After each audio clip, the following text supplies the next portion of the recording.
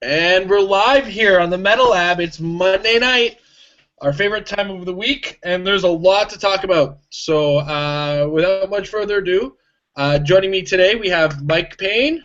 Hello. And Jordan Sheffer, How's it going? the regular lab tech. All right, so let's just get right to it. There's a lot of stuff that's been shown since last week, and we got a lot to talk about. So this is the last you're going to see of my face for a little bit, as we set up. Who needs that? Good riddance, You right? look like Lex Luthor. Let's start off with the Age of Ultron starter kit. We got it in 2 days, over 2 articles, and wow, we went right to that. Yeah, okay, that happened. Unprofessional, Jason. Boom. Okay. So we had it in 2 parts from the WizKids Heroclix website. So we'll start first with Captain America. We have 9 movement with charge, 12 attack, 18 defense, and toughness on the first click with his special leadership power. His trait is when Captain America makes a close combat attack, all squares within 6 squares of line of fire are considered adjacent. Captain America can use, and his white damage power is Captain America can use leadership. He can use it normally or as a power action. If he uses it as a power action and succeeds, he may remove an action token from all friendly characters with the Avengers keyword within 6 squares. He's got the Avengers Initiative team ability. He's got a relatively plain attack value, no special attack powers, or no attack powers. But he's got that leadership power for most of the dial, close combat expert towards the end, a mixture of sidestep and charge. A very basic dial on a very solid character. Mike, thoughts? I love it. I think it's really cool. The trait alone has me sold. 100 points, 12 attack, amazing. TK him out. He moves for 5. Any kind of perplexing, you can increase that movement a little bit if you wanted to, or increase the damage. It's pretty much a guaranteed hit. That's it. All right, Jordan. I like him the most as a character who can, that can fill in as a split for the Captain America Winter Soldier 2 duo. Probably the most.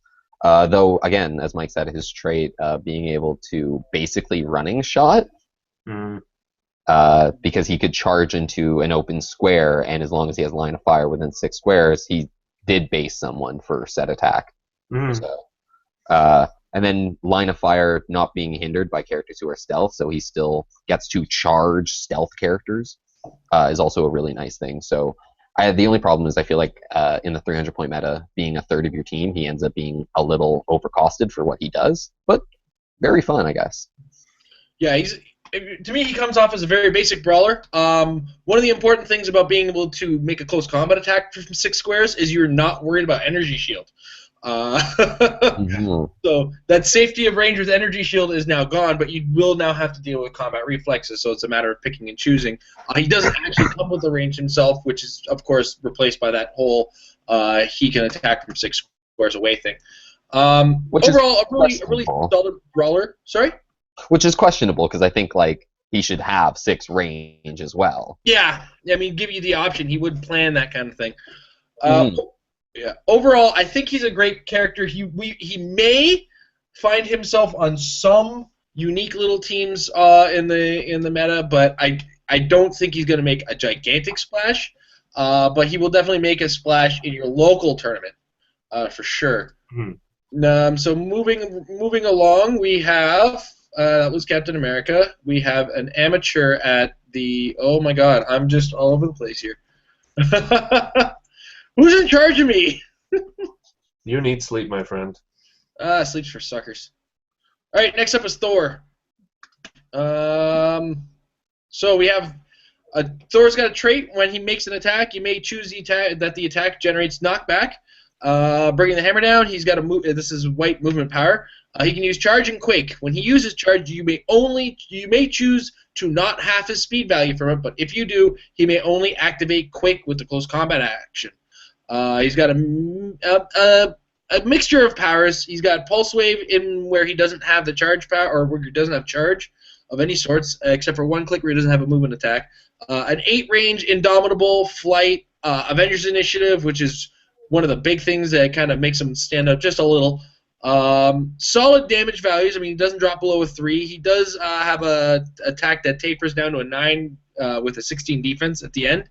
But Mike, your thoughts?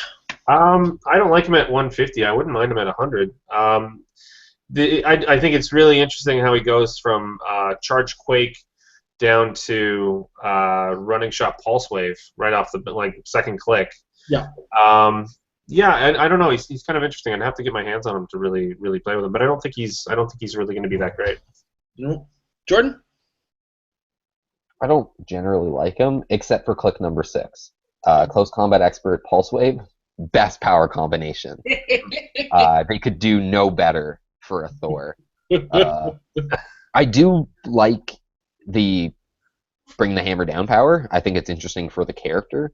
It's just generally at 150 points where his effectiveness, like for example, we have characters who can full movement charge for 4 damage. So having a character not being able to actually do that because he can only use Quake is a big kind of shitty situation in my opinion. And this is Thor we're talking about, so I feel like they kind of dropped the ball and he's just generally not good. Okay. I think one of the things that kind of is a lot of people are going to miss is this trait, the when he can always generate knockback. That can make opposing figures deal with positioning nightmare. And that's just beyond the Quake. I mean, if I make a range attack with his 8 range, deal 4 damage, that character's getting knocked back 4 squares. Could be into a wall, or could just be, to take you out of your swing zone. I think there's a lot of potential in that myself. Something to fool around with. But it's one of those things to remember is knockback is not a bad thing. And it could often actually turn into a really good thing if you're really aware of it.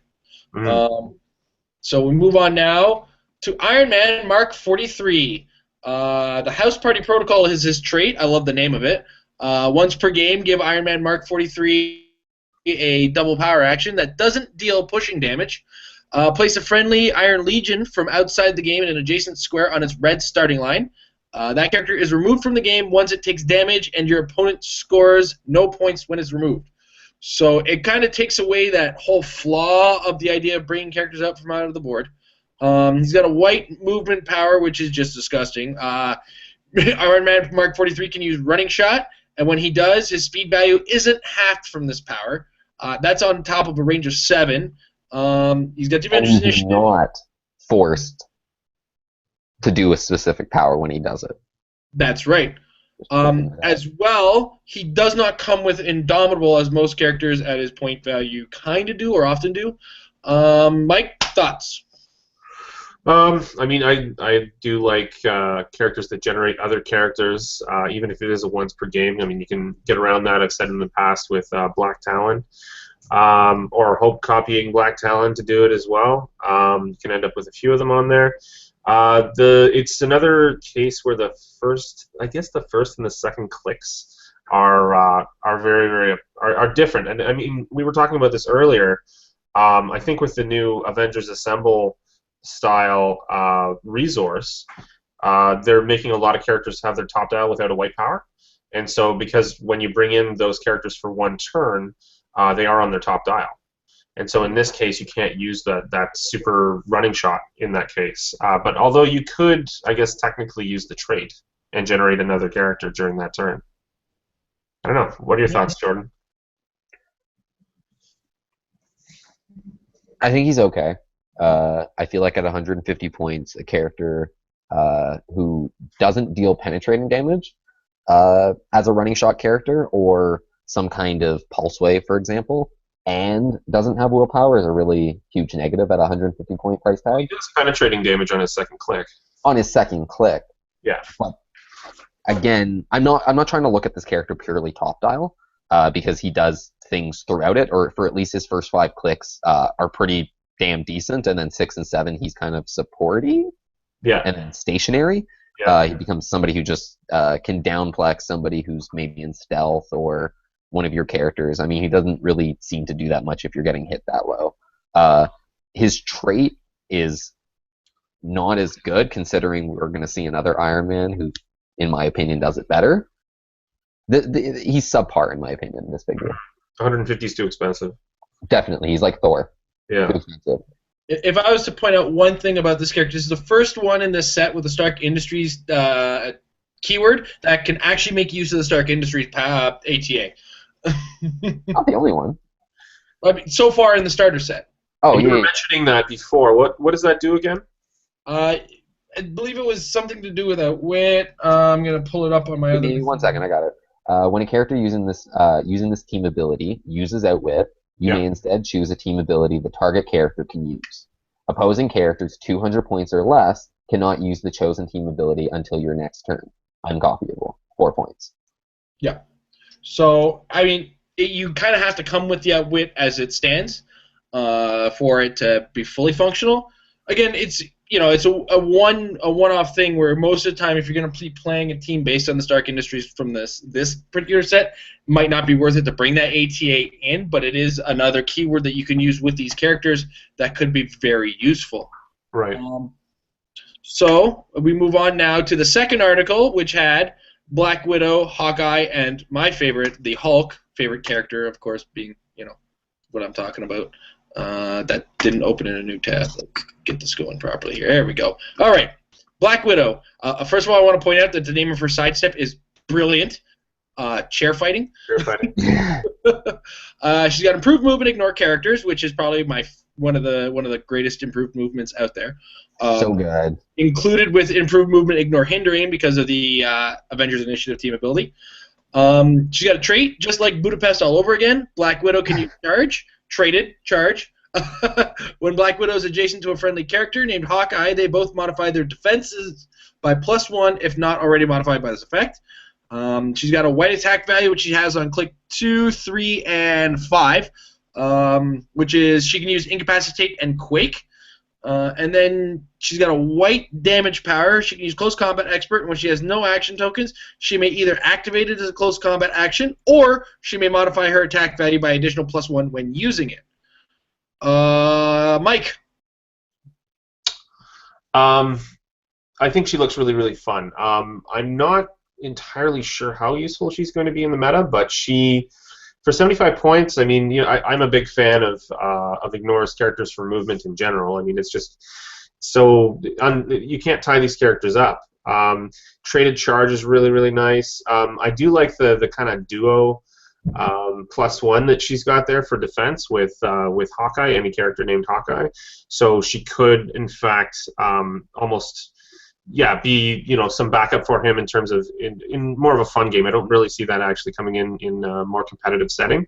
But people have been known to surprise me every once in a while. Can you bring back up that screen one more time? Okay, never mind. Let's see here. Can use Incapacity and Quake. Great. Incap I use a lot anyway in my games. And then Black can use Close Combat Expert when she has no action token. She may either activate it as a close combat action. She may modify her attack by an additional +1 when using it. That is really good, and that's on all of her clicks except for Top Dial. Once again, Top Dial does not have any white powers. Yep, absolutely. Jordan? Am I crazy, or can you Quake in cap?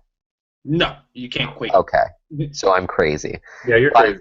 I thought about that for a second. I was like, wait, that's stupid. That should not be allowed. Is it allowed? I have to make sure. I love this figure, regardless of that not being able to be possible. Traded charge, so you can never really just stop her from being able to move around. She ignores characters, once again, so unless you're going to outwit that and then base her with a character, you just have to do way more to actually get it done. For 75 points, she gives you a lot. You place her with the other character we're going to be showing soon, makes her even better, along with their Budapest trait, who makes Hawkeye and herself better, giving her an 18 defense.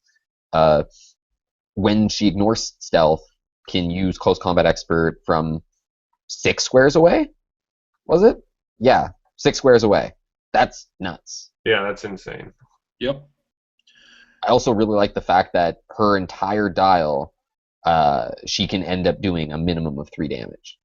Yep, absolutely. And one of the things I really like about that close combat expert is if you are based with a character already, the idea of possibly being in that situation where you can have +3 to your attack with close combat expert is also very exciting at times. I know I've been in prolonged close combat attack battles with characters before, and that would have come in handy. Even if it would be a 2 or 1 damage, sometimes when it's getting to that point in the game, it's worth it. Also, what worth pointing out is that her attack never does drop below a 10. And then you got the close combat expert, which could make that even higher. So overall, I'm a big fan of this character, especially at the bargain price that you get her at. And I've seen Gamora made work, so I'm not losing faith in this character just yet. So we move on to her partner in crime, Hawkeye. Hawkeye. One of my many favorite Marvel characters. So he's got improved targeting ignore characters, and of course with Avengers Initiative that also includes ignore hindering. He's got a trait. You and I remember Budapest very differently. The best running text. So he's got traded running shot. When he's adjacent to a character named Black Widow, they both modify their attack values by +1, if not already modified by this effect. He's got a white attack power. He can use energy explosion and ignores blocking terrain and destroys it. And then he's got a white power that's the polar opposite of Black Widow, where you can use range combat expert when he has no action tokens. He may either activate as a range combat action, or he may modify his attack value at an additional +1 when using it. Mike, take it away. Well, I mean, really, they made a duo, right? They made a peanut base, and they were like, I don't know, let's make it a little bit more versatile and let's split it apart. As in this case, I mean, we've got the +1 to their attack values here if they're next to each other, so you can move them around kind of like a peanut base if you really want to, and they'd be very, very valid. I love the Hawkeyes in this, in both sets, in the starter and the movie set. They're both really, really good for their points. 75 points on second click. Second, third, and fifth click, being able to shoot through walls is amazing. Range of 8, double target, great. We've been having side discussions about which one of them is better, though, which Hawkeye is better. I think the other one is slightly better, but they're both very, very usable, and I think we are going to end up seeing these guys at some point in the meta. Let's see here. Yeah, once again, just like Black Widow, you've got the damage power, which is, it's range combat expert instead, and then you get the +1 if you want instead. All very, very usable powers. Doesn't dip below 10. 10 attack. And so, I mean, if I'm not mistaken, that's like 13 attack potential right there? Or am I wrong? No, you're correct. Yeah. That's awesome. 75 points. Whoa. Crazy. 13 attack potential with and Stark Industries as well. So you've got that there. Jordan, your thoughts? I really like this figure. I mean, I really don't think I have to go too in-depth about how good this figure is. Just like the Black Widow, he does everything that she does, essentially, but ranged version of it. I really like the ignore characters and the ignore blocking terrain as a duo. Improved targeting combination. So gets you through a lot of stuff. The only thing I guess you would want is the ignore elevated or ignore hindering terrain, but he's got Avengers Initiative, so he ignores 3 things. Yeah. Yep. All of the things. Forgetting Avengers Initiative is a thing. Absolutely. So I'm trying to pull it up on the screen, but I'm not fast enough, so I'm not going to do it now. If you look at Hawkeye and Black Widow's dials, their numbers are exactly the same. They're identical, and the white powers exist on the exact same clicks. Yeah, I just blew my mind. My mind is blown. I emptied my bowels, but and then their powers are opposite of each other as well. Yep, absolutely. So stealth, where the sidestep is, combat reflexes instead of energy shield. It's I think the very flip-floppy. Only minor difference is that Black Widow has the more functional shape change on her first click instead of what would be empower versus the enhancement. Doesn't matter. Minor thing. Hell, you know what? Black Widow sidestepping to get 12 and 4 for a range attack, ignoring stealth could be really good. Yep, absolutely. So having 2 ranged attacks there is always a possibility. I think that enhancement actually may pay out, especially with most of the range characters that are coming along with the starter. Mm-hmm. Absolutely. And of course, I'm a big fan of Hawkeye, and I'm going to have a hard time choosing my Hawkeyes. Oh, they're so good. I could see more teams where the starter set Hawkeye will fit in, whereas the main set one has a slightly higher point wall. So I'll be more limited in where I can squeeze them in. But we move on now to my actual personal favorite character in the comic books, the Hulk. Now this is both. There's a main set Hulk, and I'm also stuck in a hard place of deciding which one I really want to use. So we start with his trait. Hulk can use Battle Fury and Super Strength. When Hulk is the target of an attack, place a Rage token on this card. Give Hulk free action, choose a combat value, and remove any Rage tokens from this card. Increase the combat value by 1 for each token removed until your next turn. If the chosen combat value is damage, instead increase by 1 for every 2 tokens removed. Kind of mitigating that whole it's 1-to-1 on damage. And then he's got a white movement. He can use charge. When he does, his speed value isn't halved from this use of the power. Whew. Full movement charge Hulk, you say? Yes, sir. And then we move on to his white damage power. I'll get into the defense later because it's only on 1 click. You're making Hulk angry. When turning the dial, if this click is revealed due to damage on an opponent's attack, stop turning the dial and roll a d6 that can't be re-rolled. On a result of 1 and 2, turn the dial to click number 11. On a result of 3 to 4, stay on this click. On a result of 5 to 6, choose one.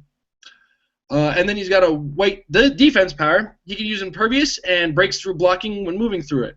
After rolling for Impervious, remove a Rage token for each click of damage that Hulk would take. If Hulk takes more damage than the number of Rage tokens on this card, he's KO'd. This power cannot be countered or ignored. Mike, we'll start with you. I like it. I like this one better than the other one.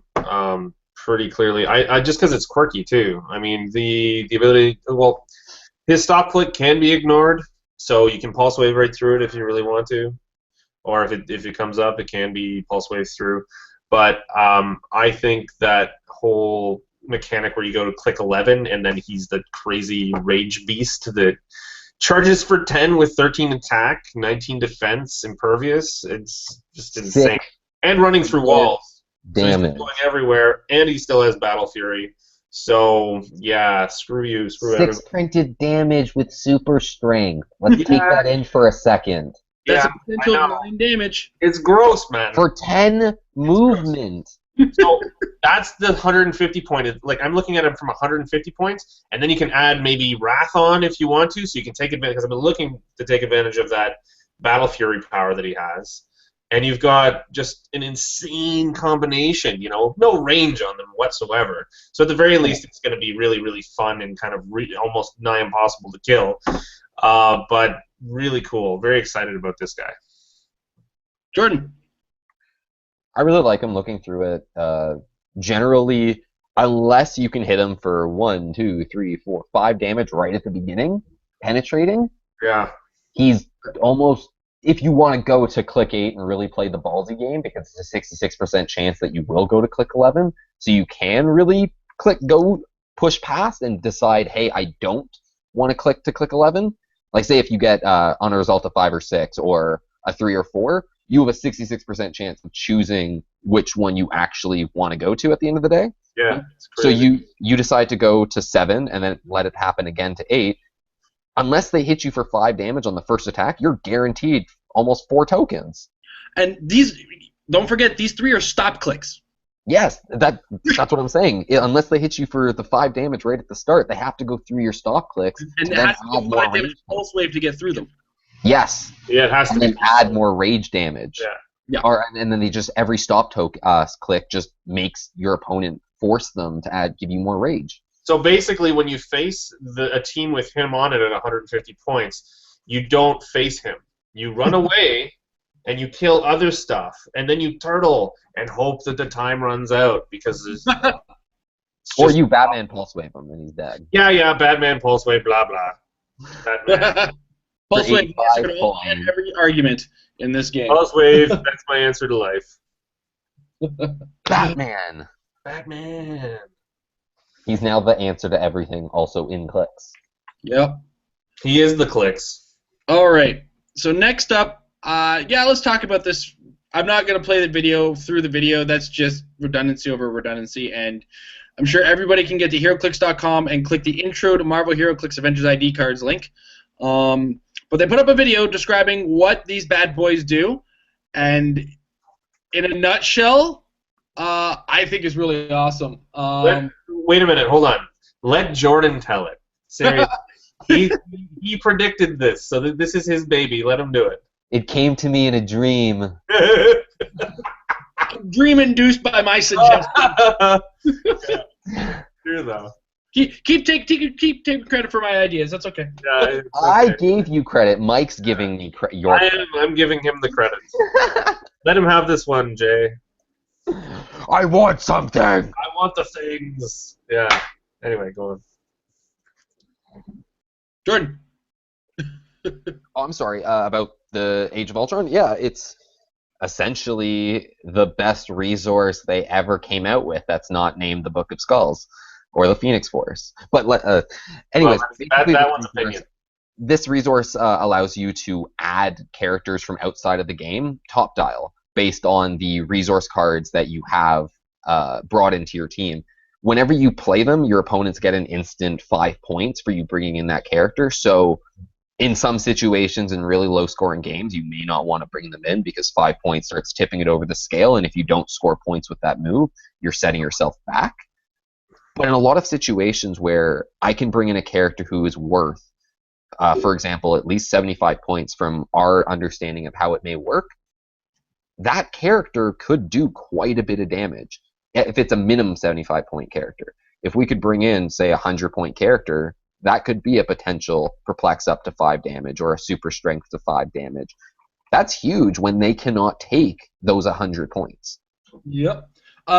Worth noting is that the character coming in has the limitation is that they have to be less points than the character taking the action to bring in the character. Mm-hmm. There's a little bit of confusion about some of the rules with regards to it too.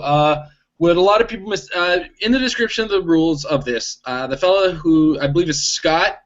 Scott was saying when you use the ability to bring in the character, you're making a power action at the beginning of the turn.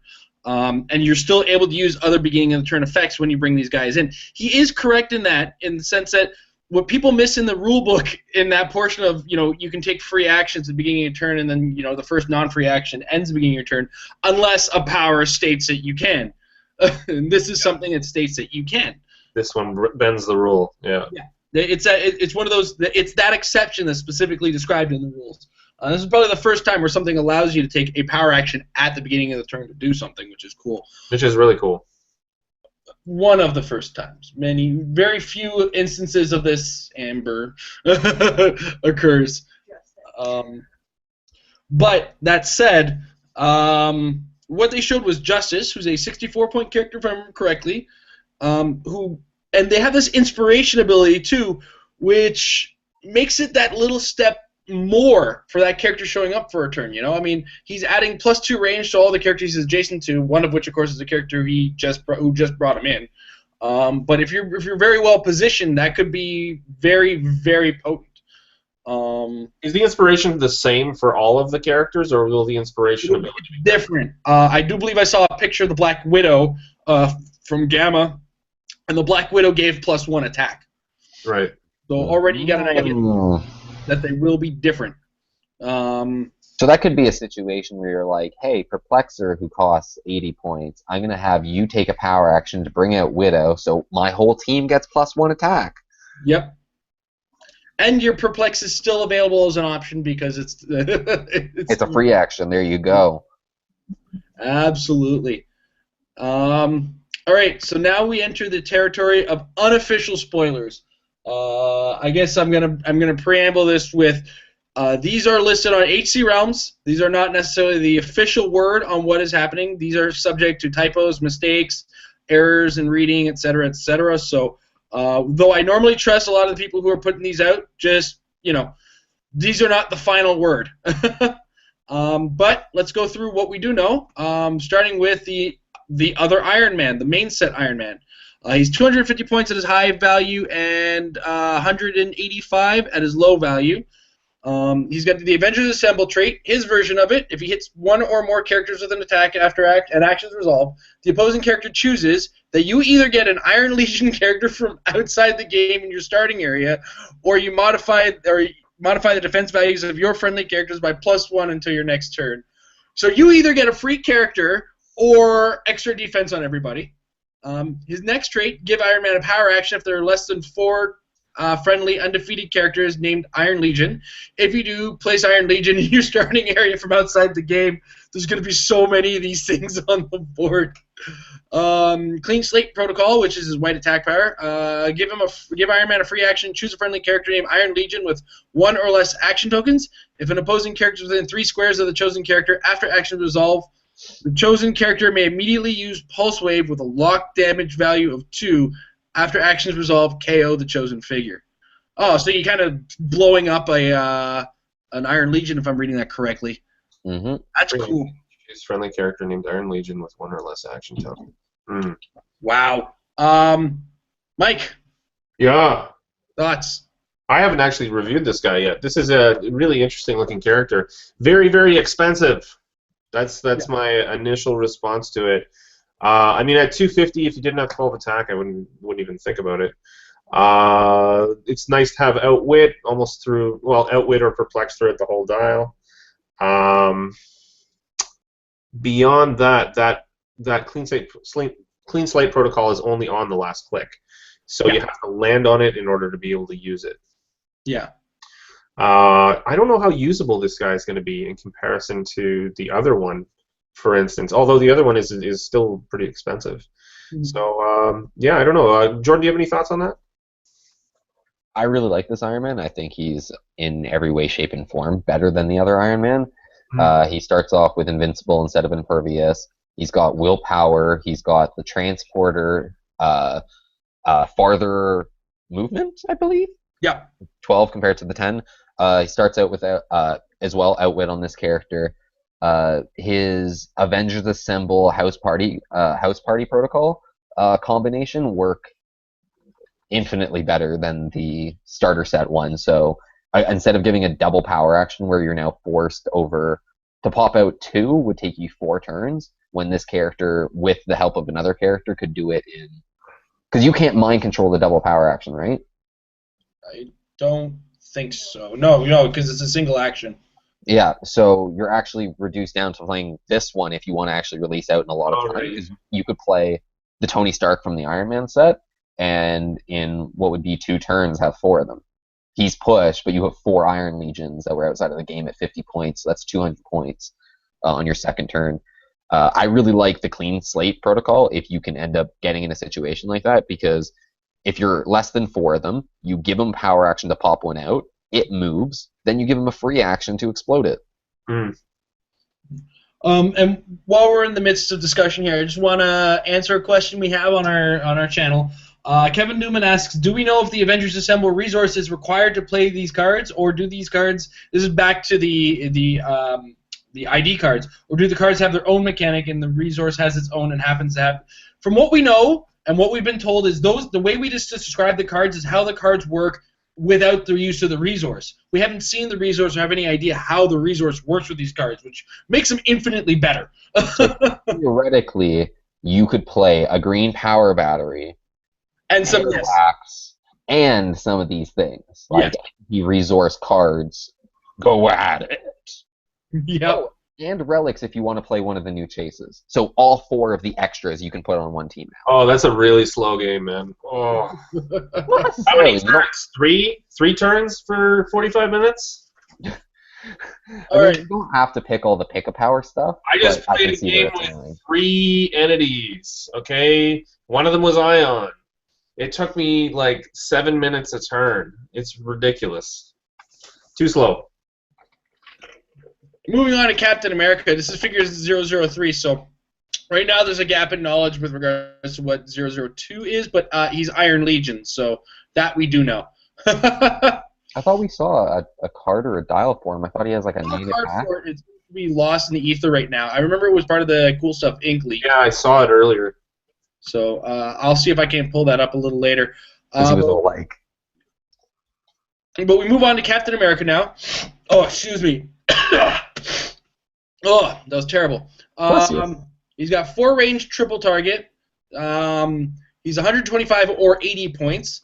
And he comes with all these characters are going to have this Avengers Assemble trait, just a heads up, to make your opponent choose between 2 problems.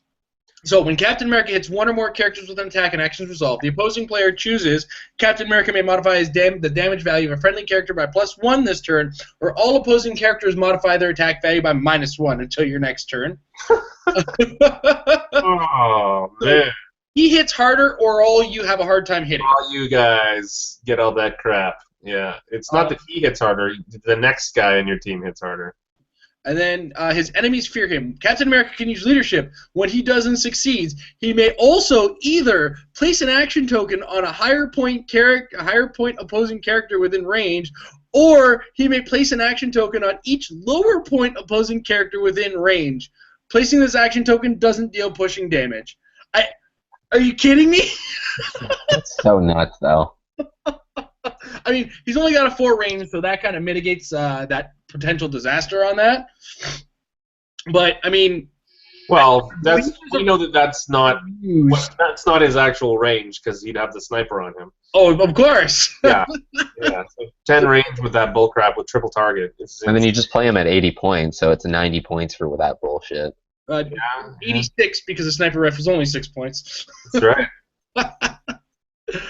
Oh man, I'm looking forward to this guy. Oh. Mike, okay. I think we're all going nuts, but Mike, you go ahead. We've already talked about sniper rifle, but I already said that I like him. Why do I have to say more?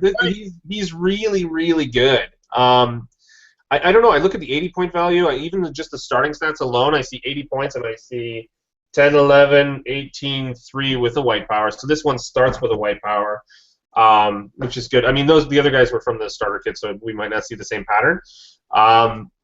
But yeah, the Avengers Assemble ability for him is insane, absolutely nuts. The +1 to a friendly character, or you modify the attack value of all opposing characters by -1. It's insane. But all of them are nuts. All of these Avengers Assemble traits are just completely off the wall. Yeah. From what I've seen. Yeah. Jordan? I'm very excited. I mean, it's hard to say anything bad, but I guess I'll play devil's advocate. Blah, blah, blah. For 125 points, he doesn't have reducers. That is about the worst thing I can say about this character. 80 points doesn't either. Yes, he does. Yes, he does. What do He you mean has he has Impervious from Heroclix. Shut up. Shut up. Shut up. Okay. No. Let's talk about the battles we have in front of us. This character generally is really good. At 80 points is where I'd probably be playing him the most. Even though at 125, he's a 20 defense range kind of slight monster if you somehow gave him energy explosion. Yeah. But then, fuck, just play him at 80 points and you get everything good about him. Yep. Right there. All of the 80 points. Another thing I really look at him is he's got a lower 80-point dial. Is it like guaranteed they have to be brought back on click number 1, or can they be brought back on another starting line? It's based on a start, like you got to bring him to a starting line. So yes, this character at 80 points can show up and. Yeah, you power action while you're in combat. He drops in the middle of the thing. Everyone's within 4. Have fun, bro. It's so weird that his stats don't change for the first 3 clicks, if not, well, 1 lower, but still. But then if you also haven't noticed, almost not one of these Avengers dropped to a 9 attack ever. No, it's true. Yeah, late dial, it's all 10s. Yeah. Not like, one 9 attack. One 9 attack in there. Oh, there it is. Well, yeah. Okay, you win. You win. So next up, we have the first of a few generics in the set, the test subject. 30 points. He's got 3 different starting lines. Now, a theme team may include test subject and is still a theme team if it also includes a character named Baron Strucker, Red Skull, or Nick Fury. Oh, that might have a spoiler in there. Who knows? And then the second trait, these experiments are yielding interesting results. When test subject is first placed on the map, roll a d6 and click the character to the indicating starting line. On a 1 or 2, red, 3 or 4, blue, 5 or 6, yellow. Mike, what do you thought? It's quirky. I mean, totally unpredictable to play with it. I like the fact that you've got prob on the last click for any one of them. I happen to favor the middle clicks just because he's low points, and then you get essentially a really cheap barrier out of him. Yeah, it's interesting. I mean, I don't think it's going to be competitive. I do like that little reveal with the Nick Fury though that you pointed out, but otherwise, not much to say. Jordan? They seem like a slightly more expensive Thule Priest to me. I agree. The unpredictability makes them hard to justify. The fact that they don't break a theme team for Baron Strucker, Red Skull, or Nick Fury, meaning, and I believe the Nick Fury in the set has got the Avengers keyword as opposed to anything else. Red Skull, of course, gives you the option of scientists, Hydra, and Baron Strucker, who we'll talk about a little later, adds a couple other options, some of which are somewhat strange. So we next move on to Thor. 8 range, 2 targets. Assume all the Avengers that we talk about are the Avengers Initiative, because I just don't want to talk about it every time. He's playable at 200 or 150. And his Avengers assemble. When Thor hits 1 or more characters with an attack, and actions resolve, the opposing player chooses. Opposing characters modify their damage by value -1 until your next turn, or opposing characters can't make ranged combat attacks until your next turn. I know what probably not going to get chosen very often. Mjolnir to carry me for his next trait. When Thor has 1 or more action tokens, he can use Energy Shield Deflection. Mike, go. Expensive. Yeah, I'm not big on the Thors in the set. I do like that Avengers Assemble, but as I said before, they're all insane. It's not really a choice in most cases. That's just not. It's like, okay, well, everybody has -1 to their damage. Okay, cool. Yeah, he's got a little bit of pulse wave in there. Cool. He just seems really expensive still to me. I don't see anything that really stands out all that well. I mean, maybe I'm not seeing it as clearly as Jordan would or Jason would here, but yeah, it's just not. I'm not that excited. Jordan? At first, I was actually going to say this character is very solid for what he does. His Avengers Assemble trait is really good, and then his secondary trait is Energy Shield Deflection when he has 1 or 2 action tokens. So initially, I was thinking 2 out of 3 of the situations, or in most cases, you don't need Energy Shield before you move in. He moves in, he's got an action token, gets the Energy Shield. All right, cool. So, he comes in, gets the Alpha Strike, potentially, and then makes it harder for his opponent to come back than standard if they don't get the Alpha Strike or something else. But then I noticed that he's lack of willpower. So you're now stuck in a really shitty situation that after he does something, it's, do I take a damage to keep Energy Shield and potentially take more damage? Or do I stay here, lose the Energy Shield, not get anything done that turn, and now I'm a 200-point character who's not doing something because I want to keep myself in my position, but also it's very situational how I could even use my own trait to maximize it. So I feel like if you can't give this character willpower from an outside source, he ends up kind of not working very well from what it looks like on paper. It's disjointed, doesn't it? Mm-hmm. Yeah. Yeah, the lack of willpower for a 200-point character makes it a no-sell on me, personally. On the 150-point version, the fact that he comes with enhancement and he has some room for another couple of attackers, one of which has a bow and arrow and is only 75 points. And 2 enhancements on that Widow, as we said before, could be 12 and 5 damage. So I mean, I can see where I can put him, but I have a hard time justifying him without the willpower or Indomitable, which is a shame, but you get what you get. Well, you were to put him. So now we move on to the Ultron Sentry. 40 points, motherfucker. 4 range, robot keyword. So he's got a 9 attack. Wow, 9 attack with Psychic Blast and 3 damage with Enhancement. There's a lot of enhancement in this set. Yeah. First trait, hidden programming. Once per game, when a friendly character named Ultron Sentry is KO'd by opposing character, you may roll a d6 that can't be rerolled. Increase the result by 1 for each character named Ultron Mark 1 or Ultron Prime that began the game on your force. Based on the result, placed in your starting area on a 3 to 4, place a Ultron Sentry on its starting line. 5, place an Ultron Mark 1 on its yellow starting line, and on a 6, place an Ultron Mark 1 on its blue starting line. Whoa. That could be a ticking time bomb that could just be nothing more than a gigantic problem. Combined efforts, modify Ultron Sentry's attack value by +1 for each adjacent friendly character named Ultron Sentry. Modify Ultron Sentry's damage value by +1 for each 2 adjacent friendly characters named Ultron Sentry. So these are one of those characters that kind of pay off in numbers. The Swarm, yeah. When using the carry ability, Ultron Sentry may carry any number of adjacent friendly characters named Ultron Sentry, regardless of their combat symbols. Ultron Sentry, Ultron Sentry. His white movement power. Once per turn, for all characters with this power, give Ultron Sentry a double power action. Place an Ultron Sentry from outside the game in an adjacent square on click number 3. So wait, their second trait would like max out their damage so damn quick with the enhancement. You just need 2 of them next to another one, and he's maxed out at +3. Yeah. Yeah, 6 damage. That's fucked. 10 and 6 penetrating for 40 fucking points. You would need 5 of them. 5 of them handy to get +3 because you need 2 adjacent. No, they're enhancements. To get 2 of them to get the +3, and then for 120 points, you have 3 characters striking at 12 attack.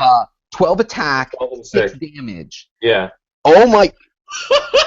It's insane. Yeah, it's totally. Oh my god! I think he just pooped his pants. I'm sorry, but they are only 15 defense with toughness. But they're indomitable! Oh, that's what I'm. No, new meta. I'm only So playing what? these Throw fuckers. a Despadar next to them. I'm only playing these guys. Only. Ever. I think countertop displays of this. Give me a book of skulls with these guys. No. Running shot. And on that day, Jordan's heart grew 3 times its normal size. Oh my god. All right, let's talk about the other big green guy. So we have the Hulk, playable at 300, 250, and 200. His Avengers Assemble, when he hits 1 or more characters with an attack, and actions resolve, the opposing characters choose. Deal 1 target, 1 unavoidable damage, and give it an action token, or give the Hulk an anger token. Hulk can use Colossal Stamina. I want to point out he also has Giant, so effectively he's a Colossal with Giant Reach. When he has 2 action tokens and is given a non-free action, you may remove any number of anger tokens from this card and roll a d6 that can't be re-rolled, increasing the result by 1 for each token removed. On a result of 5 or 6, Hulk isn't dealt unavoidable damage from Colossal Stamina this action. So not only are they giving it to him, they're giving him a chance to ignore it. And he's also traded with Battle Fury. Each time he takes damage from an opponent's attack, or one of his powers or combat abilities is countered, put an anger token on this card. Jeez. His white defense power, when this click is revealed due to damage taken, stop turning the dial and remove all action tokens from Hulk. Oh, I didn't see that part when I first read this. This power can't be ignored. Click is revealed due to damage. Yeah. Hulk can use Invincible and Regeneration. This is white damage power. When he uses Regeneration, you may remove any number of anger tokens from this card. If you do, the d6 roll can't be re-rolled, and you may increase the number by 1 for each token removed. Oh. Huh. This functions differently. None of the traits are point specific either. What's that? You'd figure like one of the, because he's got 3 traits there. You'd figure one of the traits would probably be like only for 300 points, like the enormous green monster. So I mean, this is an unofficial. So that might get seen. You know, you might see that at least one of the traits is point specific. Wow, really cool. Crazy big tentpole, mean smash. Oh. Ugh. Jordan, while Mike is recovering here. I'm still a little beat from those Ultron Sentry. Yeah, he's still Can on we go back and talk about those? Because I'm kind of done playing clicks and looking at anything else from now on. Well, you've been talking about, wanting to collect all of the Ultrons in general. Oh no, No. I wanted the wanted Iron Iron Man. Legions Yeah, because sorry, I'm a yeah. Tony Stark fan. But these characters are fucking disgusting. But back to the Hulk. Generally, the Hulk is fucking nuts. As we were talking about before, how a lot of the Avengers don't even drop below a 10. Oh, he does have some 10 attacks. Okay, so fair enough. Three I'm whole clicks clearly out of blind. 11 with 10. Oh my God, yeah, only 3. There you Yeah, go. he's got 3 clicks in the middle of his dial randomly with 10 attack. So, big boo-hoo. Unfortunately, one of those are stop clicks. You might actually start one of your turns there if your opponent didn't plan for it. Yeah. But I really like this. I think he's a really huge, scary monster. And the only thing that brings him in comparison to the other that I might actually play the other is that while this one starts 9, 13, 19, 6, the other one ends that way. Yeah. So you may want to play around on how your like the other playstyle one goes. Yeah. And that's where I'm saying, like, this one does way more, but where he does, you have to keep him safer. Well, you're paying for him to do more. You're paying every single value is still more, right? I mean, it's. Oh, but I would easily play it for the whereas for this the one's extra lowest traits. 200, right? But for the extra traits, I would easily pay for it. I don't have a problem paying extra 50 points for this guy, and he's longer. He's a longer dial, correct? Oh yeah. Yeah. And the 2 stop clicks are nice compared to the 3.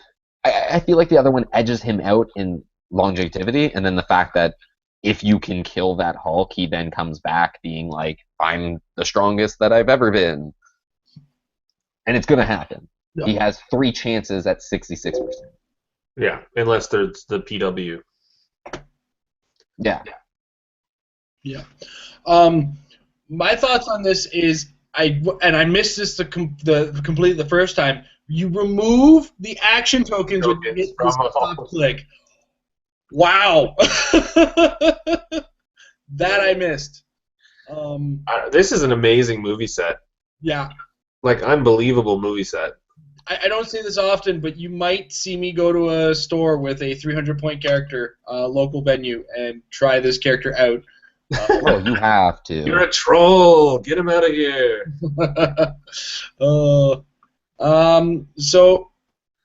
Moving. Oh, Jesus. You guys hearing that, or is it just me? Yeah, we're hearing it. It's okay though. Give me a second. Until I turn it back on. Close all those windows. No, I need the windows open because some of them have some of the pictures we're working on. Oh, okay. All right. So here's the polarizing Hawkeye. Yeah, this is the one that I really like. He's got 8 range, triple target, 94 points. Yeah.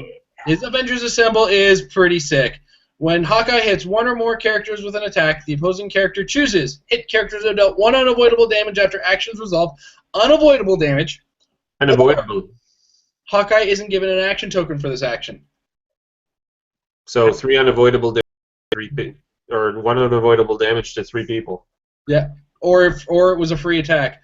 Well, essentially, because if he hits 3 characters with it and assigns the 1 damage because of Precision Strike, that's 2 damage he's essentially assigning to 3 different characters. Yeah. Let's talk about this next ability while you're thinking about that. When making a ranged combat attack, modify Hawkeye's attack value by +1 for each target of the attack. So let's looking at his first click, it could be a 13 attack.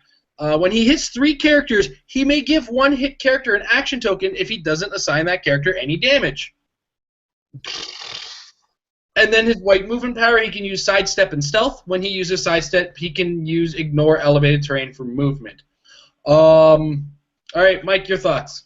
I love this guy. I do wish that he had reflexes early dial, but the willpower is very handy. Sharpshooter's nice, of course. Just the triple target unavoidable damage thing has me. You had me at hello. That's it. Yeah.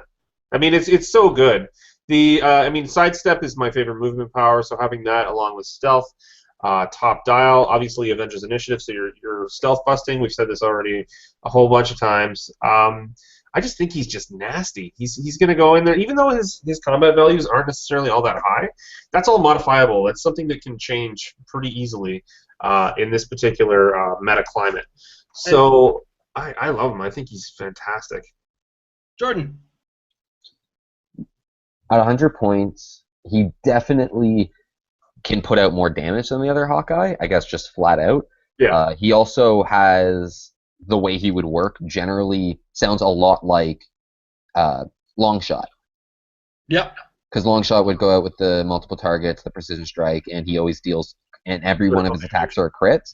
Yeah. So you deal damage, and it's just it adds up. So, and in this case, it's almost the exact same thing. But when you combo both his traits together and realize that even if they don't take the 2 damage on everyone, they're guaranteed taking 1 for 1. Yeah. Secondly, he can then, if chosen on how he's giving out action tokens, he's not receiving any himself. He could lock down a team if put in good position almost entirely the entire time, just like in cap, hit these guys. Oh, that guy gets in cap this time. Like a team could just be making a lot less in the way of actions compared to this character if your opponent decides to choose specific ways. +3 to his... My biggest problem with said character is 100 points, and he can move 2 squares. And attack, sorry. He can move 6, but his movement in general is very bad, to say the least. This is like crippled Hawkeye. He's in a wheelchair. You know what this is? This is old man Hawkeye. Old man Hawkeye. He can shoot like a boss, but he can't really move too far, so keep him in one spot. Yeah, that was going to be my thought on this. Is his movement is one of the things that makes me hesitant to use him. Although, again, in the game, how hard is it to get a much cheaper person to carry him, or whose team isn't packing some form of TK, right? TK beside a building that has a nice little piece of hindering on the side of it, sidestep up to it, you're in the safety zone. Lockjaw. Yep. Opposite to the danger zone. Yeah, absolutely. Safety zone! Worth noting is because he's a sharpshooter, you might as well consider him to have at least +1 attack on all of those stats, because it's each target that he targets with a ranged attack. Yeah. So it's 13 attack. Yeah, I was rereading that just a second ago. So, like, even if he's only targeting one character, he's reading an 11, 12, 11, 10, 10, 11 for his attack value. So, yeah, I like this character, and I get polarized between the 2 Hawkeyes myself when trying to decide which one to put where and when. I do like the collection of keywords that the starter set one brings over this, where this one will only bring the Avengers. So, like, if you're bringing a keyword team, is pretty solid to Avengers, with a few exceptions of some keyword cheats that are out there. Whereas the other one brings Martial Artists as a generic one, and Stark Industries as a more varied one over the Avengers, as well as something else that I believe he had that I'll check in a second. That said, Scarlet Witch. They're just going to keep going and going and going with Scarlet Witch, it seems. What you see is what you get dial-wise, with the exception of this trait. Give Scarlet Witch a free action when she has 2 action tokens, and choose a friendly character within range and line of fire. Modify the chosen character's combat values by +1 until the end of the turn, and at the end of the turn, deal Scarlet Witch 1 unavoidable damage, and don't clear her action tokens. If the chosen character's name is Hulk, you may modify the chosen character's combat values by +2 instead. Mike, go. Oh, I thought that she had telekinesis, like in the movie. No. Support character, cool, 55 points, amazing, 5 clicks, 55, very good.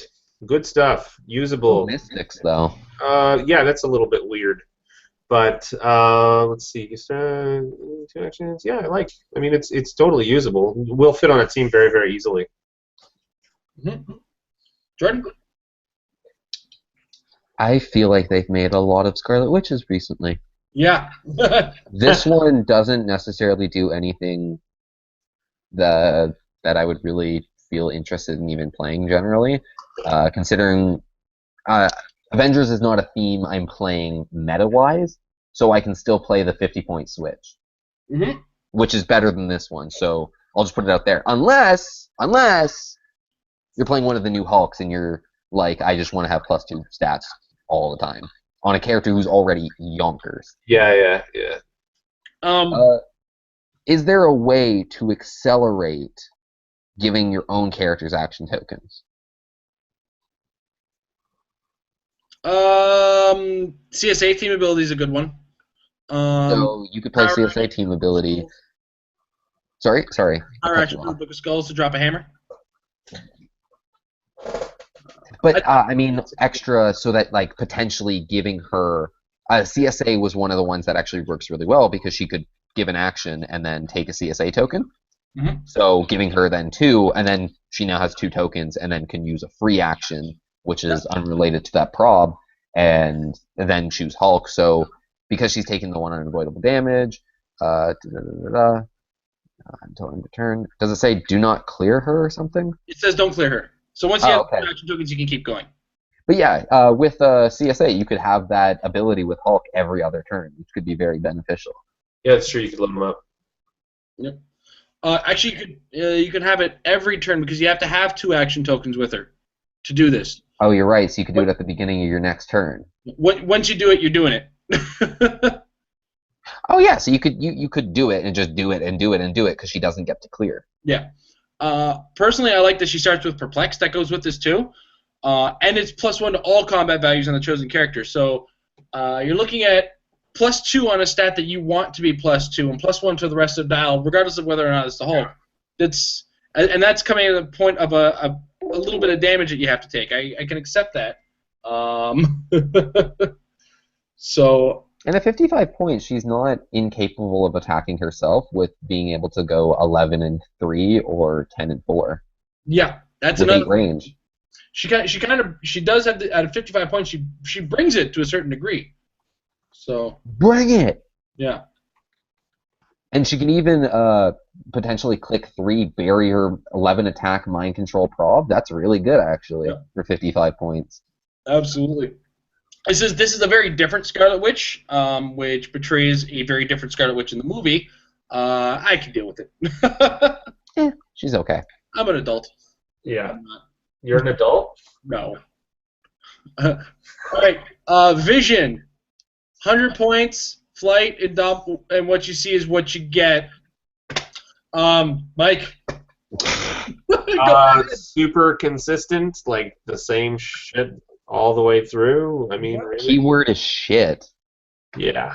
100 points is way too much. It's just, I don't know. I'm not using this. Okay, move on. Jordan, you're the same. He's 100 points, and I don't want to say like it's just like so overcosted because like there was a point in time where it'd be like I could play that. Now it's like I can get thousands of things for that cost. Mm-hmm. Thousands of things. And then I can even, like, just, when they release characters like that, I just have a feeling that they literally didn't give 2 fucks. And they were like, let's just do this. Because they don't give him any special powers. In a set where he can't be consumed by Ultron, he can't be controlled by Ultron, he has no powers with Tony, or Ant-Man, or any other character in the set. Well, he's got nothing original to him. At the very least, I was really hoping for phasing running shot combo. You know? Exactly. Like the duo from Chaos War. Yeah. They didn't even give Vision range. What? Oh, this might be a this might not be accurate. Who knows? We'll see. But I mean, based on the idea of a robot, if you look at a Mazo, it's the same idea where it's the same stats across the dial because you punch a robot in the face, he's still going to keep coming at about the same consistency. This late dial I can see as being incredibly obnoxious with plasticity, invincible, and perplex. I kind of wish the dial was flipped, to be brutally honest. I would think about playing it again. This would be the best thing ever for 50 points. Yeah. I'd say 80. No. I'd pay 75. No. 75, 80 sounds okay. No way. Anyway, let's move on to the Ultron Mark 1. His trait at his high point value, 120 points. Once per game, when a character named Ultron Mark 1 is KO'd by an opposing character, you may roll a d6 that can't be re-rolled. Increase the result by 1 for each character named Ultron Mark 1. So kind of similar to the Ultron Sentry come back to life thing. And based on the result, placed in your starting area. So yeah, it's pretty much the same trait that we saw earlier with the Ultron Sentries, I believe it was. Then he's got this white attack power. When Ultron Mark 1 makes an attack and misses, place a tracking token on the target's card. Ultron Mark 1 increases its attack value by 1 for each tracking token on its target's card. When Ultron Mark 1 makes an attack and hits, remove all tracking tokens from the target's card. So it's kind of hitting into an easy mode as you miss. And his white damage power, modify Ultron Mark 1's damage by +1 for each adjacent friendly character with Ultron in its name. Mike. I don't know. Still reeling from Vision. Having visions of bad visions? Oh man, I was really hoping it was gonna be great because I mean it was even from the perspective of the reveal of characters coming up into the movie. Vision has been kind of in the background, like you saw him up in the poster way in the background. There wasn't a lot of talk about it. They revealed who the actor was, but they haven't really talked a lot about the character itself and how maybe Jarvis, I don't know. But yeah, that's a totally non-meta approach to the analysis there, I guess. But yeah, really, what a stinker. Let's see here. So modify, yeah, Ultron. Okay, play +1 for each adjacent friendly character with Ultron in his name. Obviously, it's still the swarm. Yeah. With Ultron and with the previous one that Jordan shot his pants over. I mean, it'd be pretty amazing. Yep. Could be very, very good. I mean, 120 or 65 points. I think, pretty usable. Let's see here. I mean, the stats could be a little bit higher, but they will be higher. So, yeah, that's it. Jordan. I don't even care about these guys. Just give me the sentries. All of Actually, the you know what? sentries. These guys lower dial when you look at them. You can play them in type of a swarm where they're getting a lot of that bonus addition, and the flurry sidestep or the sidestep blades with the increased attack from the sentries and stuff like that might actually start really working out. And then sidestep, the enhancement. I can see where some of these guys will be beneficial to having around in a swarm, but alone without sentries, I don't really see these guys being played. No, absolutely not. All right. Sentries be my homeboys. Word, brother. Oh, man. All right. So, next up, we have pictures. Oh, yeah, Quicksilver. Yay. We have seen a look at the target dials. So, Quicksilver's got a special movement power. He can use Force Blast and Hypersonic. Special attack power. He can use Flurry and Force Blast. Wow. Kind of a theme here. And he's got a white damage power. He can use probability control, but only to reroll his own rolls. He's an Avenger and a test subject, and his point value is 63 on a dial that looks like this. So for 63 points, you get... Stupid. Stupid.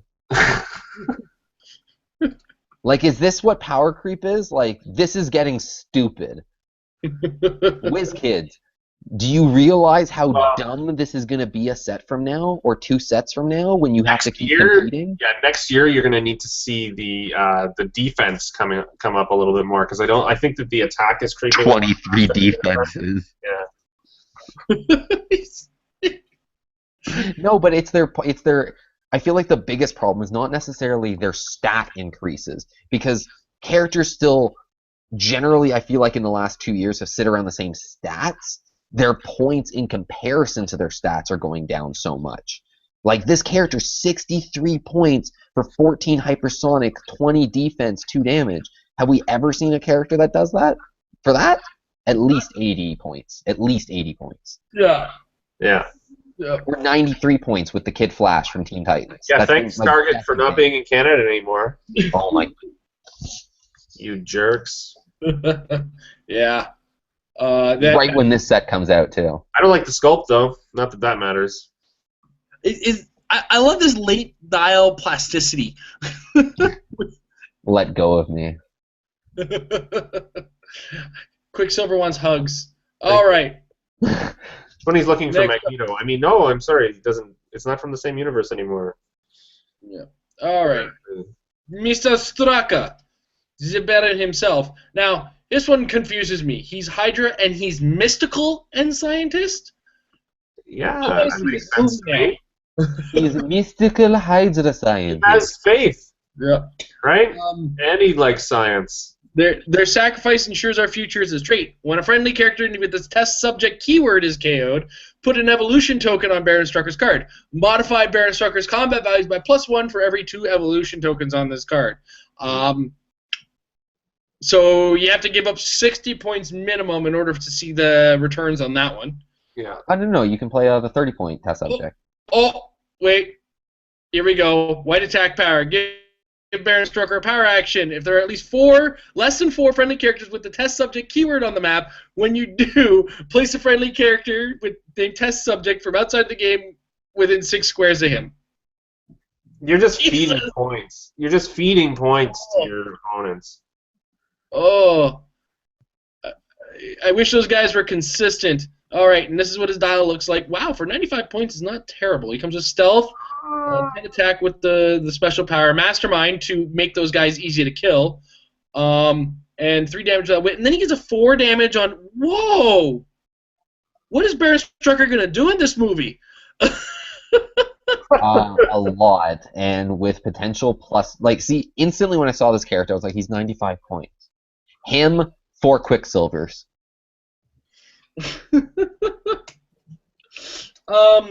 Can WizKids open a Target just like for a half an hour for all of us to buy all these figures, please? Just a half an hour. But yeah, if you play this, man, actually like 3 Quicksilvers and a test subject, he could pop out more test subjects to just mastermind too. So now he's Dan, can you go across the border and get us some of this, please? No, this is just really potent stuff, I think, actually, with this Baron Strucker. This is the good stuff. I just want to remind everybody that the Metal Lab is partly brought to you in part by Majestics, Comics, Collectibles, and Games in California. All right. We got to move along here. Ultron Prime. Now, I got a few pictures of this. What we're lacking is range and number of targets on them, so that's going to be a mystery to us, unfortunately. So, hidden programming. Once per game, when Ultron Prime is KO'd, roll d6. It can't be rolled. I rolled a 5 and 6. Place this character in your starting area on his blue starting line. Well, okay, he's only got 1 effect on that one. And then he's got a white defense power. He can use Mastermind when he does. Friendly characters within 4 squares and with the robot keyword are considered adjacent. How many points is he? Because I think I just found I know of a guy named Vision that doesn't need to live anymore. He's expensive. He's 120 points. I could play 2 of those. What's it called? 2 of the sentries for 40 points each. So that's 80 points for 6 clicks of Mastermind. That's actually better than Vision. That's the better. Vision comes with the invincible 8 dial too. Yeah. Okay. No. That does kind of equal it out a little bit better there, but still, the sentries give the bonuses here. Vision kind of stands there and is like, I'm floating! Let's talk about power combinations here, Jordan. This first click, we have Charge, Energy Explosion, and Exploit Weakness. Oh, this would be... Playing Ultron Prime versus Ultron Prime would be the funniest fucking thing in the world. Like, they could do nothing to each other. Thud. Thud. Why aren't you dying? Oh, shit, I rolled a 6. Well, I'm back. I'm back again. And then they just keep hitting each other to mastermind it off. Oh, boy. All right.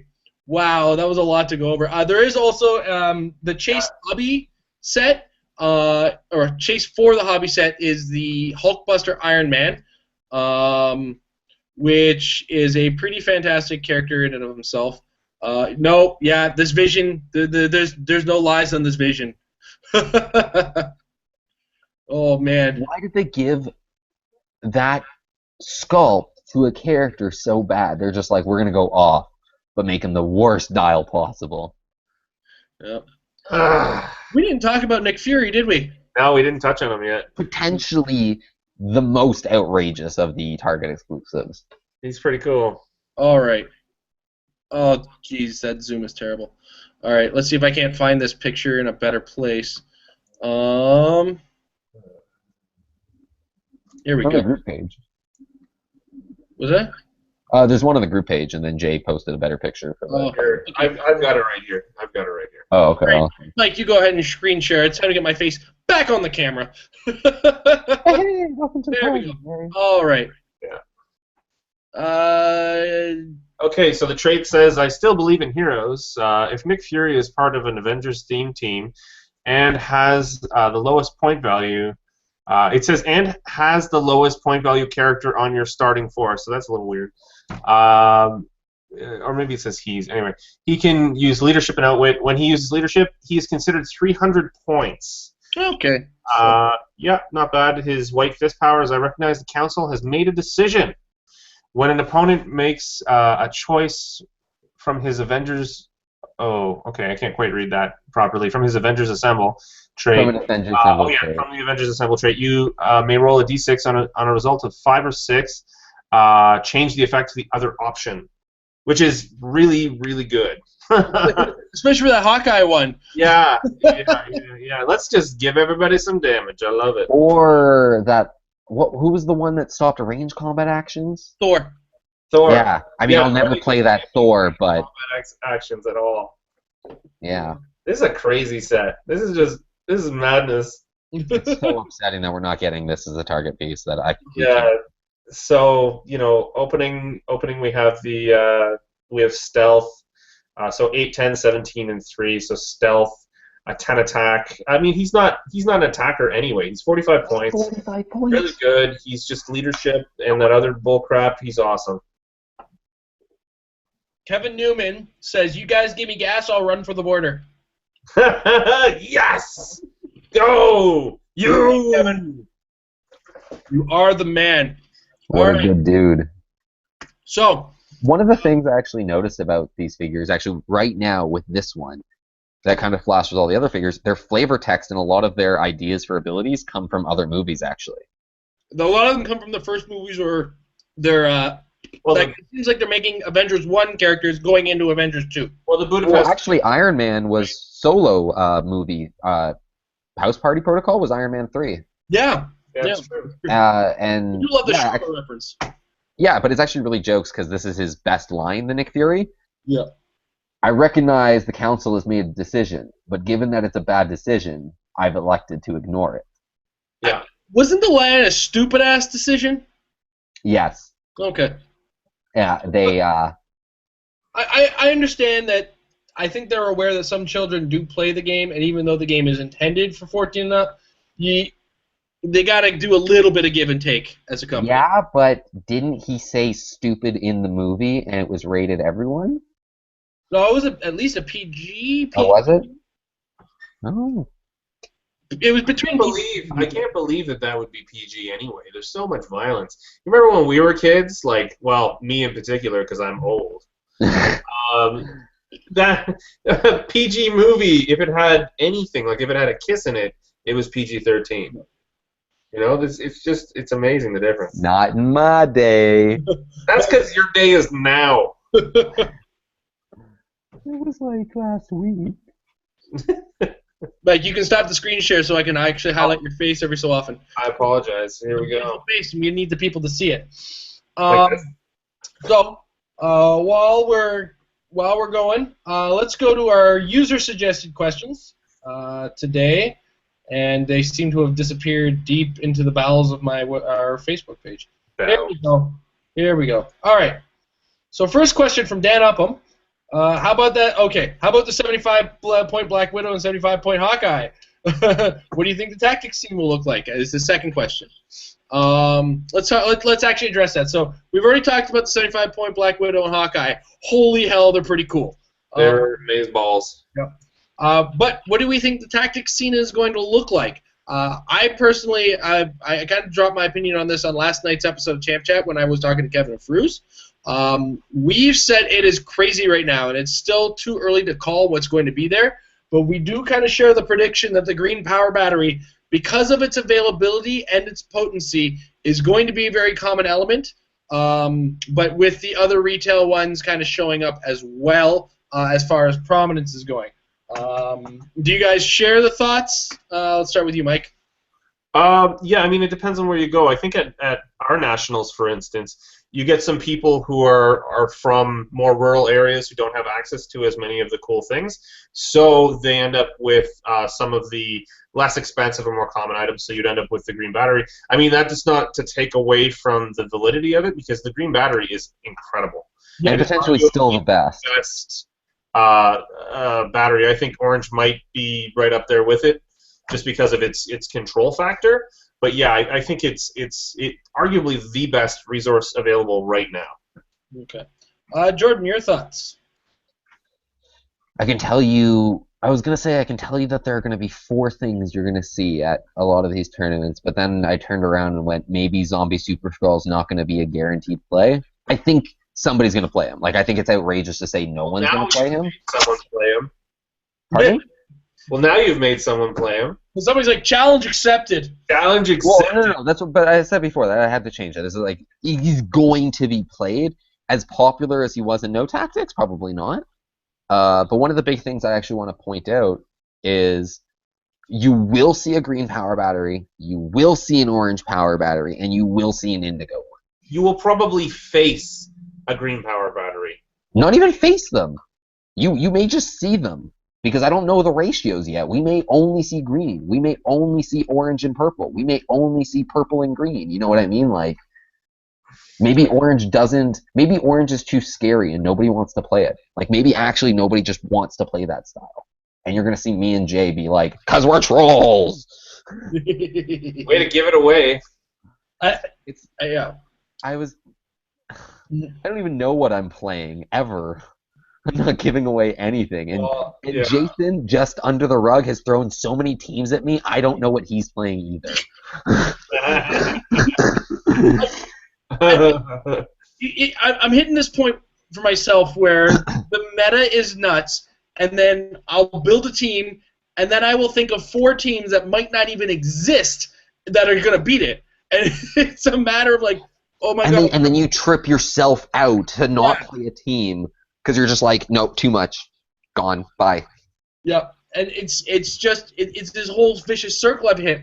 And then I'm starting to think that some of the comments I've made about some things I'm going to need to take back, because I'm starting to look at the validity of other things. The other day I almost built a police theme team with the, actually it would have been Central City theme team, because I was going to use the Central City police captain, because I used it this weekend on a 600-point build with the Central City police captain and a bunch of police theme keyword characters. You know who's police theme keyword? Banshee. You know who else is? Cerise. Martian Manhunter. Oh, it was like the same thing where you could play the Owlman and play him, Harley, and Banshee as a theme team. Yeah. But I was also thinking about potentially doing something like that if I could get stealth on my team in another way and then throw Midnight Suns on. Because I was actually looking like that, because Midnight Suns is fucking awesome. I love it. Anytime I can cheat my way into abusing Midnight Suns is a win for me. Yeah. That would be a wonderful, wonderful thing. But yeah, right now, predicting the tactics format is very hard to do because of how many different things each battery does. In fact, I'm probably gonna have to refilm it, but I have an episode this week where I'm once again talking about the power batteries, but this time I'm going to be talking about the type of team that gels well with each one. So like, some of the batteries work only in specific situations, where the green battery, I have to say, it's the one that fits on every single team. There isn't a single team you can make with a green battery and not do well with it unless your team is already indomitable. That's like the worst possible possibility. But even still, you stop free actions. Like, it's just great, and the versatility of powers. The only thing I want to point out about our meta right now is we haven't had cuts. They haven't even mentioned when cuts are going to be, and if they don't happen before Canadian Nationals, this is the biggest fucking meta we've ever had to deal with. Yeah. The most options we've ever had to deal with. I'm playing it safe. I'm playing it safe and only building from stuff that'll be around post possible cuts. You still have to plan for that other stuff. Oh yeah. No, I have been planning for it, but I'm making sure that I'm building my teams post that, because I don't want to have something and be practiced on a team or teams that include older stuff and then it's just gone. Like the biggest thing that overlooked in my head was for example, when we had that recent ROC event, Brother Voodoo was a character I had stopped looking at because he was essentially cut. Well, he beats Zombie Super Skrull. And I had been sitting there for weeks, and I built a team that I felt was pretty damn good at fighting Zombie Super Skrulls. I just never practiced it and blunked out super hard against Jay and his Zombie Super Skrull when I actually played one. But I never even thought that Brother Voodoo's going to mind control him to choose powers. And you can choose the dumbest fucking shit. Yep, absolutely. And then he just starts getting screwed over because you're choosing his powers. You literally make Super Skrull less than half as effective when you play a Brother Voodoo. And I never thought of that combo because I didn't think of him being in the meta anymore. Yeah. And that was the biggest mistake I've done thus far. That is why this is so challenging, because you have to start looking at all these sets. If they don't make a cut for Nationals, there's going to be teams you never thought possible that are going to do things never thought possible, and you're not going to, and like certain teams won't be ready to play those things. Like one of the biggest shockers was when Patrick, after everyone had really shifted the meta, comes out at Dragon Con and plays Lydia Maller with the Book of Skulls and the Triplicate Girl. Like that's almost kind of the idea I'm talking about, but we have like 10 sets, 20 sets, somebody can potentially come up with something like that. Yep, absolutely. So yeah, that's our thoughts on what the tactics scene is going to look like. Crazy. It's going to be nuts. This is going to be one of the crazier years as far as tactics. And when I say last year had a lot of varied builds, this year is going to be colorful build-wise. And that's not even alluding to the accidental pun I just made about the batteries. Was it an accident, though? Really? I didn't even catch it, so you know what? Like, totally let's just pretend. So next up, question from Marcus Maz, and it's a pretty simple one. Pieces you should, well, it's actually not that simple question. Pieces you should consider picking up. So this is kind of on the spot, guys, so I don't expect the answers super quick. How about a top 5, nothing greater than a rare, we'll say, that pretty much every player should try to get their hands on. I'll give it a head start. I got one. I got one right off the bat. Johnny Quick. I was going to say Johnny Quick right there. We'll each go with our own list of 5 in order. And yes, Johnny Quick is one if you're an aggressive player that you might want to get your hands on. He's got his own built-in probability control and the ability to really pump up his stats. Put him next to any kind of a healer, and he's a really, really great figure. Harley Quinn, as far as support characters, she's a very well-rounded support character. Playable in two point values and slightly different in each one. The 65-point one you can't go wrong with by adding Outwit. The fact that she ignores characters, comes with poison, is able to perplex and probability control a character of higher points than her. She's really that character that can prop up a character on her shoulders, and then should your character that you're propping up die, she becomes something of a beast herself and can really, really start to make a player panic.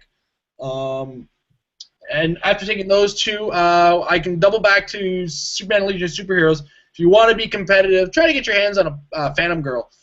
She's not the strongest figure in the game, but she can definitely add some disruption to your team. And these are all things to consider. As far as commons go, I think one of the best ones is probably the Starlab Tech for as far as versatility. She's a great support character who can throw a character across the board. She can come. You can have that character come back. You can push that character and have her heal later on with defense. So it's a reasonable heal to hit with a 8 attack that she has against a 14 defense. So it's a 6 that you're going to be healing on that attempt. And if I was to say one last figure to try to get your hands on, I mean, does an uncommon Prime count? Because Brother Voodoo's amazing. No, that's Prime. You can't do that one. No, he's going to be cut. He's not worth anything. Well, you can't do Primes, man. You can't do Primes. Come on. No. I agree. Gates. The character. Fuck you. Can carry 4 characters, flies, and he doesn't modify his movement if he's carrying characters with the same keyword. And the future keyword has a couple little treats in there if you take a good look around for it. So yeah, Gates is a really good taxi to have. So I threw in one aggressor and a lot of support. I mean, support characters are really the must-haves when I pointed out, because propping up making any figure better is one of the great tactics in this game. It's one thing if you have a good selection, a good toolbox of characters, and then you bring just any old character after that, you do have a lot of options for that character outside of what that character might also do as well. So, Mike, if I haven't taken too many of yours. Yeah, thanks a lot. All right. So the first one on my list here is Fast Force's Lockjaw. He's 25 points and can carry, I think, 4 in this particular case. I'm trying to remember exactly. He can carry either 2, or he can carry a character and ignore combat symbols. Right. Okay. So he essentially takes the place of the Bat Cycle because the Bat Cycle will be cycled out. Then there's Fast Force's Atomica. Great return of CSA team ability. She's 25 points with 19 defense. Period. Like, that alone is incredible. So you've got Prob, 19 defense, 25 points. Something that would go well with her and is good for the start of a game, as well as gives her a little bit more defense, depending on how you're positioning, is Blind Owl. Main set Blind Owl. Blind Owl is 13 points. I know it's been said. I'm sure nobody is seeing this as a surprise. But with the return of CSA, you need to put tokens on somebody. And that's the person to put them on. Because she's sitting way in the background, you're way up front. You can still put a CSA token, probability control token, on them no matter where you are on the map. That way you're keeping your active figures free. I had, you took a big chunk of mine there, but I mean, once again, Johnny Quick, I played him at the ROC with Zombie Super Skrull, and what a combination. Unbelievable. People will shy away from him because he's sacrificial. He increases his combat ability or combat values by +2, and at the end of his turn, he takes 2 damage. Though that +2 doesn't go away like a normal Perplex would, it lasts until the beginning of his next turn. So he's well protected until the beginning of his next turn. There's a couple other ones that I'm trying to make work. One that I played with last year that I think may still be somewhat valid if you're playing a tentpole or you're a new player and you really want to try something that's very, very effective. Slightly glassy because any tentpole can be. Once you get them off of their top clicks, they tend to crumble a little bit. But I played the Weapon of Quard last year at Nationals, and that was pretty effective for me. I ended up making top 32, which was great. And then I've been trying to work in Murmur from the Flash set as well, because I think he has the right balance of interesting powers, and he's really, really inexpensive to be able to throw onto a team. So you couple him with like a Shatterstar or something like that, get him right across the board very, very quickly. Shatterstar, him, and Black Talon. Black Talon mind control Shatterstar, takes them both across. He's attacking right away. Or Shatterstar is in that particular case, yes. So anyway, I mean, that's what I can think of off the top of my head. Jordan, what do you think? I have a very long list of characters you guys missed. But my top 5 characters that you need to have, and nothing more than rare. Pardon? Nothing. Yeah, nothing more than a rare here. By the way, the only thing I was considering, because Jason said Prime, is get yourself a Captain Marvel Prime. He's like $5. Like, he's so easy to get. He's outrageous. I think he's the only Prime character that can be considered on this list because of how easy and inexpensive he is as a figure. He's cheaper than some rares. He's cheaper than the Thanos rare, and is actually meta, so take that in. But the main things I actually want to look at of characters you guys didn't mention was Weasel. Weasel's fucking nuts. Yeah, Weasel's crazy. He's my favorite character. You mix him with Banshee, who's unfortunately a super rare, and Banshee's going around hitting people for 12 and 5. So good. Another character who is something we just looked at, get yourself some Ultron Scouts. Get yourself some Ultron Scouts. You've heard it here first. This is the new meta. Okay. The other characters I'm looking at are Black Talon. Black Talon can make a lot of really good, interesting teams more interesting or more versatile, depending on how you want to play your team. Some teams that run a Maximus who's another character on this list, may enjoy having a black talent on their team and get out extra alpha primitives, who I didn't put on the list, but if you're playing Maximus, you're going to need at least 2 alpha primitives. The other 2 characters that I was looking on this that I have on this list are Hope Summers and Shatterstar. For the time being, they're in wax, they're in the meta, and they do things no other character actually does, really. So it's always really nice to have that, especially when Hope can copy characters that shouldn't be copied or shouldn't have 2 of those powers on the board. So it's always like Tachyon or High Father. Or Black Talon. It's just... Huh. So, Marcus, I hope we've given you a good list. A lot of these characters that we mentioned aren't going for a great deal of money, so they should be really reasonable for you to get your hands on. That's why I kind of kept it at a low price.